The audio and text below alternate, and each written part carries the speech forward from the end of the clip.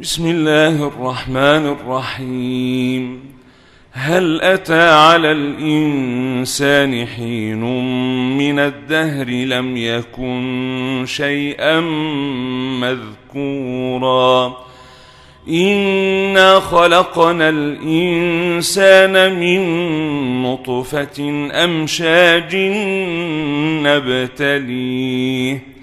نبتليه فجعلناه سميعا بصيرا إنا هديناه السبيل إما شاكرا وإما كفورا إنا أعتدنا للكافرين سلاسل وأغلالا وسعيرا إن الأبرار يشربون من كأس كان مزاجها كافورا عينا يشرب بها عباد الله يفجرونها تفجيرا يوفون بالنذر ويخافون يوما كان شره مستطيرا ويطعمون الطعام على حبه مسكينا ويتيما وأسيرا إنما نطعمكم لوجه الله لا نريد منكم جزاء ولا شكورا إنا نخاف من ربنا يوما عبوسا قمطريرا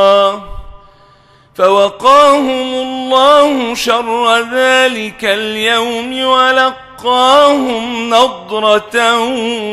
وسرورا وجزاهم بما صبروا جنة وحريرا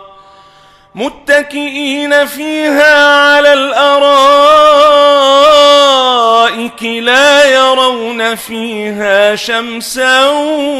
ولا زمهريرا ودانية عليهم ظلالها وذللت قطوفها تذليلا ويطاف عليهم بآنية من فضة وأكواب كانت قوارير من فضة قدروها تقديرا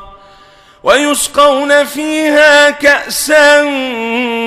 كان مزاجها زنجبيلا عينا فيها تسمى سلسبيلا ويطوف عليهم ولدان مخلدون إذا رأيتهم حسبتهم لؤلؤا منثورا وإذا رأيت ثم رأيت نعيما وملكا كبيرا عاليهم ثياب سندس خضر واستبرق وحلوا أساور من فضة وسقاهم ربهم شرابا طهورا إن هذا كان لكم جزاء وكان سعيكم مشكورا إنا نحن نزلنا عليك القرآن تنزيلا إنا نحن نزلنا عليك القرآن تنزيلا فاصبر لحكم ربك ولا تطع منهم آثما أو كفورا واذكر اسم ربك بكرة وأصيلا ومن الليل فاسجد له وسبحه ليلا طويلا إن هؤلاء يحبون العاجلة ويذرون وراءهم يوما ثقيلا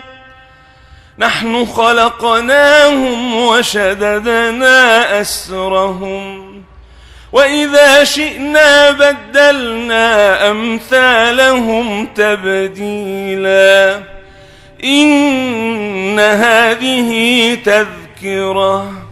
فمن شاء